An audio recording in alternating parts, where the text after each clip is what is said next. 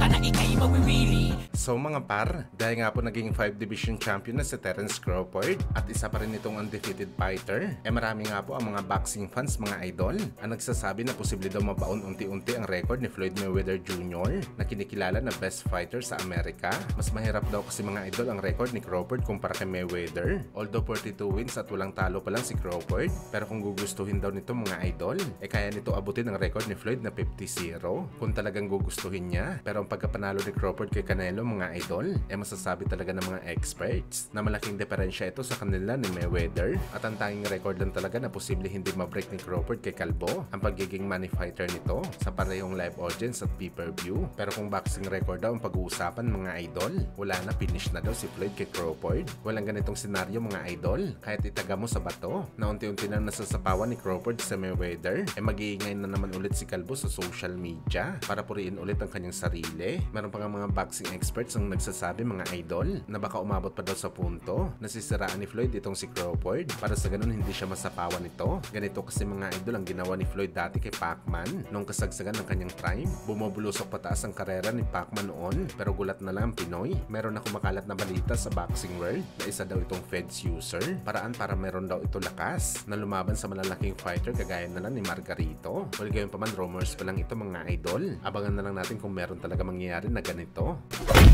Sa kabilang banda naman mga idol, speaking kay Mayweather Jr., kinumpirma nga po mismo ni Canelo Alvarez mga idol na base daw sa kanyang experience na makalaban si Mayweather Jr. at itong si Terence Crawford, panis na panis daw mga idol si Calvo kay Crawford. Sobrang layo daw ang galing ni Crawford kay Mayweather Jr. Kompleto sa recados daw si Crawford. Matagal na daw sa boxing si Canelo mga idol, pero nahirapan daw talaga ito na bistuhin si Crawford. Well, sa totoo lang talaga mga idol, bilang isang boxing fan, may punto talagang sinasabi ni Canelo. Kung babalikan kasi natin mga idol ang laban ni Floyd kay Canelo, iba talaga mga idol sa laban nito kay Crawford. Mas matinding Canelo sa panahon ngayon, pero naging easy work lang ito kay Crawford. Bagamat sa Mayweather naman, easy work niya si Canelo, pero sobrang bagito pa talaga ito mga idol. Dahil 22 anyos pa lang ito sa mga panahon na yon, wala pa sapat na experience para tumapat sa level ni Mayweather. Well, isa na naman ito mga idol sa magpapabaon kay Floyd ang mga sinabi ni Canelo na panis talaga ito kay Crawford.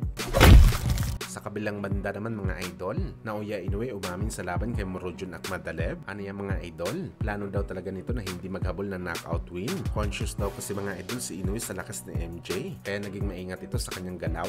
Ginamit nito ang distance fighting na estilo. Masaya daw si Inoue mga idol dahil nagawa niya na maayos ang kanyang game plan, kaya nakuha nito ang panalo sa kanyang gusto. Ramdam daw talaga ni Inoue ang kamao ni Akhmadaliev. Malakas naman daw talaga ito mga idol, pero kulang lang daw talaga ito sa tapon dahil palagi daw ito nakaabang ng counter. Well, ito ang maganda kay Inoue mga idol dahil matalino talaga ito na klaseng fighter. Pag alam nito na delikado siya, hindi talaga ito susulong sa kalaban. Abangers lang ito mga idol at hintayin na mag-react ang kalaban saka ito atake ng counter.